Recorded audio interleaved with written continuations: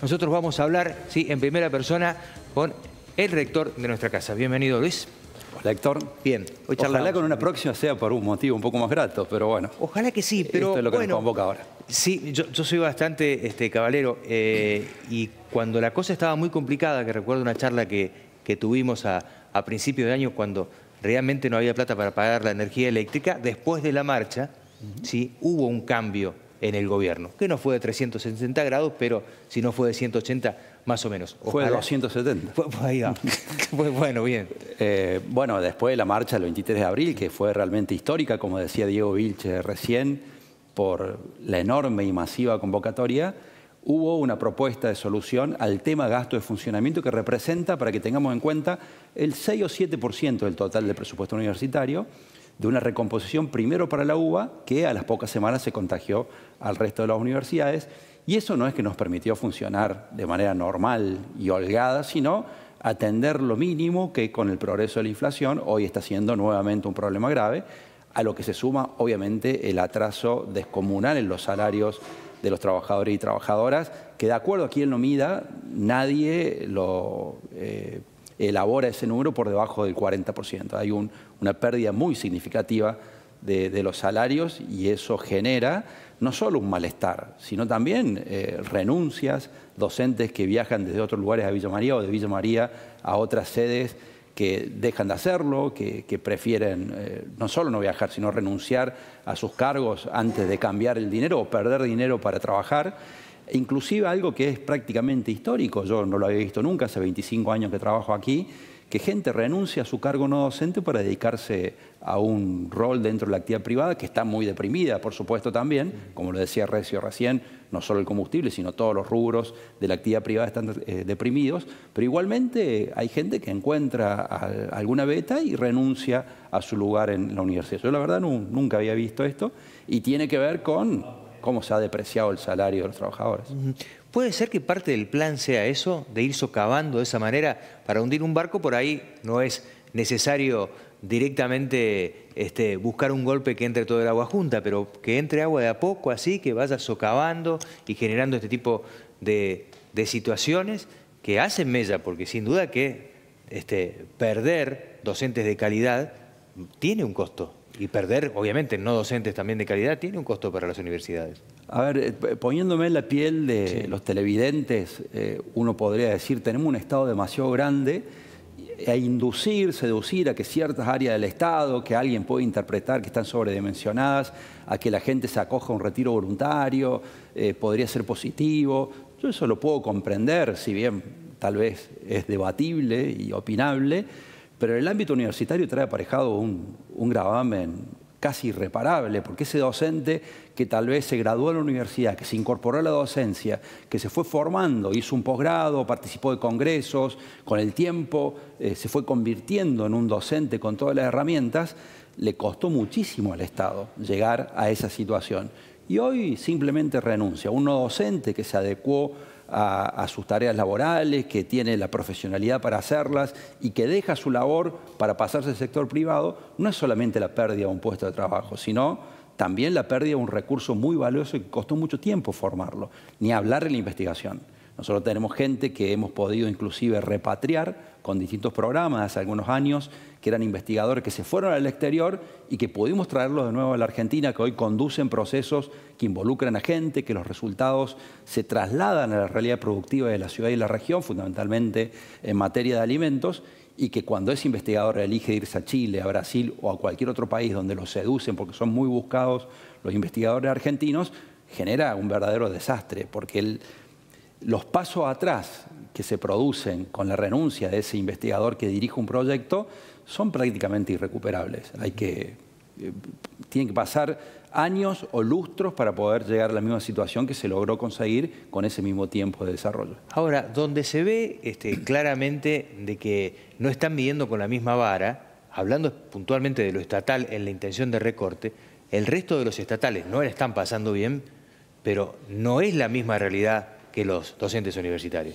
Había diálogos, aquí hay muchos sectores que están intentando dialogar. Por un lado, los rectores, rectoras en el marco del CIM, por el otro los gremios, el gremio no docente, los tres gremios docentes, que obviamente frente a la circunstancia tan grave hemos unificado nuestras posturas y todos tratamos de dialogar con el gobierno. En su momento había un principio de acuerdo, ir recuperando de a poco esa pérdida de los salarios universitarios respecto de los salarios del resto del sector público nacional. Inclusive hubo un mes aislado, que fue el mes de julio, donde los salarios estuvieron un poquito por encima de la inflación, lo cual lo celebramos en su momento, pero luego los otros 9 meses estuvimos muy por debajo. Entonces, si no hay una instancia de diálogo y no hay gestos de parte del gobierno, llegan momentos como este, que son, por un lado, medidas de fuerza que asumen los gremios y movilizaciones que también coordinamos y decidimos en el conjunto del sistema universitario, como lo que ocurrió hoy, como lo que va a ocurrir mañana, no en Villa María, sino en todo el país. En cada lugar donde haya una universidad va a haber una movilización. La más grande en Cava, en la Ciudad Autónoma de Buenos Aires, pero en cada una de las ciudades donde haya una universidad va a haber una acción similar. Y entre medio de esta situación que se vive y con un gobierno crítico de las universidades públicas, la Universidad de Villa María de alguna manera sigue recibiendo mimos o reconocimientos, ¿verdad? Lo veía, lo que compartías hoy. Sí, en realidad simplemente lo que nos llegó fue el certificado que acredita que hemos pasado por el proceso de evaluación. La evaluación es, en definitiva, externa a la universidad. Es un órgano calificador que se llama CONIAU, que se constituye dentro de la propia universidad durante una semana completa, previo a haber leído y haberse imbuido de todo lo que acontece dentro del ámbito universitario, y elaboran un informe muy profuso que es público, y la universidad recibió la certificación de la evaluación de CONIAU, que a nosotros nos enorgullece, porque no es solamente habernos sujetado al proceso evaluatorio, sino los resultados. Yo allí lo compartí en las redes sociales, el link que hace referencia o que enlaza con el PDF, con el informe completo. Yo invito a toda la comunidad, no solo universitaria, sino a la comunidad en general, a que pueda pegarle un vistazo. No digo que lo lean todo, pero son reconocimientos, felicitaciones, sigan así. Está atado, muy pocas perdón por ignorancia, todo a lo pedagógico está atado. A todas las actividades de la universidad. A todas las actividades. A todas las dimensiones de la universidad. Con el reconocimiento la docencia, la investigación, la extensión, el vínculo con la comunidad. De hecho, cuando vinieron los valores de CONIAU, se reunieron con los intendentes de la región, con empresarios, con cámaras, con comerciantes, con estudiantes, por supuesto, con no docentes, con docentes. Se reúnen con todo el mundo. En base a la documentación que van estudiando, elaboran un informe, como decía recién, muy pormenorizado. Bueno, y es un informe pero muy satisfactorio para nuestra universidad y forma parte de los procesos de evaluación continua, los cuales nos vemos sujetos no porque se le ocurra a nadie, sino porque lo determina la ley. Es la ley la que dice que las universidades estamos permanentemente sujetas a evaluaciones internas y en este caso una evaluación externa. Hoy tuvimos un buen rato de conversación en la radio y luego cuando te ibas había oyentes que preguntaban y consultaban, che, ¿no sale colectivos con gente con intenciones de viajar, considerando que la concentración grande va a ser en Buenos Aires? No hace falta ir hasta Buenos Aires, en Villa María también se va a hacer, y yo entiendo que en el contexto de que mañana no es día de paro, es día en donde a partir de un horario se va a hacer la marcha y obviamente van a estar presentes ahí, pero no lleva todo el día, por eso es que no se viaja, ¿no? Y aparte, es complejo. No, y aparte los costos, hoy subir a un vehículo a personas para ir a una manifestación, si hay que hacer un aporte individual, es prácticamente imposible para un trabajador, ni hablar un estudiante, o sea, movilizarse. Y además creo que son lógicas que hay que un poco dejar de lado, son de otra época, a pesar que, bueno, recientemente veíamos en un acto que también se fletaban colectivos para asistir, pero me parece que eso es algo que tiene que caer necesariamente en desuso. Y por eso también es una marcha federal porque se va a dar en Buenos Aires y naturalmente va a ser la más masiva porque hay una concentración entre capital y el conurbano de muchísimas universidades, pero en el resto del país también va a tener su expresión y esperemos que aquí en Villa María también. Esperemos que sí, por eso, porque los oyentes que decían, bueno, marcábamos esto, bueno, andá a la marcha en Villa María y me parece que, bueno, sería justo que contabilicen todo después, ¿no? Porque si no nos quedamos parados en lo que pasó en Rosario, en Córdoba capital y lo que ocurre en Buenos Aires, que se haga la sumatoria porque me parece que el número hay que multiplicarlo por mucho, ya pasó en la anterior, en lo que va a estar pasando mañana, buscando una toma de conciencia, ¿se puede decir? Sí, absolutamente, es una muestra de cómo conmueve a la comunidad el de financiamiento de la educación pública como un valor central de movilidad social, de acceso a derecho, el derecho a educarse. Se dice que educarse es el mayor acto de rebeldía que puede tener una situación que está en una situación disvaliosa. A veces es la única herramienta. Nosotros lo vemos todos los días con nuestros estudiantes, chicos que realmente la pasan mal, que son de Villa María, que son de la región. Hemos tenido casos verdaderamente extremos que estamos tratando de acompañar. Y la única chance que tienen esos pibes y pibas es a través de la formación, a través de la educación, a través del acceso a un título universitario para conseguir un lugar mejor en la comunidad. Si nosotros anulamos esa chance, esa posibilidad, estamos afectando a un núcleo de la sociedad muy importante que es el núcleo menos favorecido. Por supuesto que también hay otro colectivo dentro de las universidades que es gente que podría optar por una universidad privada, que no la pasa tan mal y bienvenidos sean a la universidad. Están en igualdad de condiciones que el resto porque sus papás y mamás también pagan los impuestos para sostener la universidad pública. Pero a nosotros nos preocupan aquellos que no tienen, si la universidad cierra, la posibilidad de ir a la privada y que realmente se caen del sistema educativo. Esa es la mayor preocupación que hoy tenemos. Bien, en proyección, no quiero ser pesimista, pero lo del veto es casi un hecho, sobre todo con lo que dijo el vocero hoy, me parece que va a ir por ahí, pero después está el otro camino que tiene que ver con el legislativo. Puede ser, bueno, tampoco no te voy a pedir hacer futurología porque es muy difícil, inclusive en política, pero ¿qué puede pasar ahí? ¿Puede pasar realmente que cuando vuelva al legislativo le den lugar al veto? Sí, la marcha tiene muchas peticiones. Algunas tienen que ver con el pedido del presidente de que reflexione sobre esta cuestión, sobre la ley de financiamiento de las universidades, que recientemente fue aprobada por el Congreso, que no la vete. Ya lo anunció informalmente en las redes, el vocero presidencial también lo dijo, que se iba a dar mañana ese veto. Pedirle a los legisladores que insistan con los 2/3 de cada una de las cámaras. En ese sentido, nosotros no es que seamos optimistas, pero vemos posible esa chance.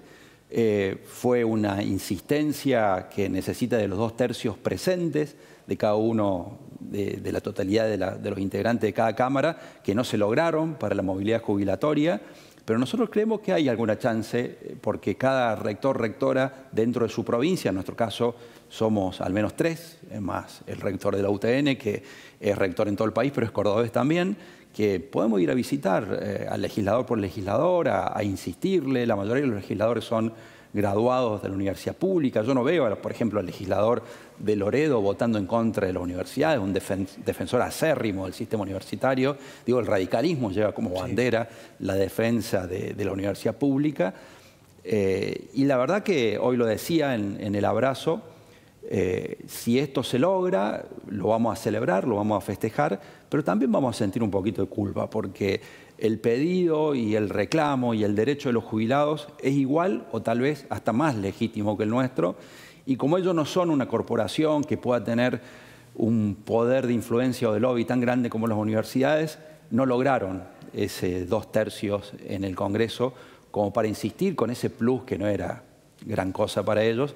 Por lo tanto, cuando recibí el día de ayer el llamado de 3 centros de jubilados y quien las representa a todos los centros de jubilados que nos querían acompañar, que iban a marchar con nosotros y que otro grupo de jubilados que no puede caminar tanto nos iba a esperar en la Plaza Centenario, la verdad que me emocionó por un lado, me puso muy contento, pero también me generó una contradicción moral porque como sociedad también tenemos que defender estas causas que son igual o más importante que la nuestra. La nuestra involucra instituciones muy importantes, lo hemos dicho, ¿no? Trabajadores, gente, mucha gente, 2,5 millones de pibes y pibas en todo el país que ponen toda su expectativa en la formación en una carrera universitaria, pero bueno, también hay un número importante de jubilados que están esperando una remuneración digna. Bueno, la invitación para mañana entonces, para la comunidad toda. Mañana, un ratito antes de las 18, nos concentramos en el ámbito de el rectorado, en calle Entre Ríos, 1431. Previamente vamos a tener reunión del Consejo Superior, donde vamos a aprobar el documento que elaboró el CIN, y ese documento va a ser leído en Plaza Centenario. Vamos a marchar desde el rectorado a Plaza Centenario, tipo 6, 6:15, y calculamos que 6:30, 7:15 está leyendo el documento, cantamos el himno y allí nos desconcentramos para no estorbar tanto el tránsito y que sea una manifestación efectiva y pacífica.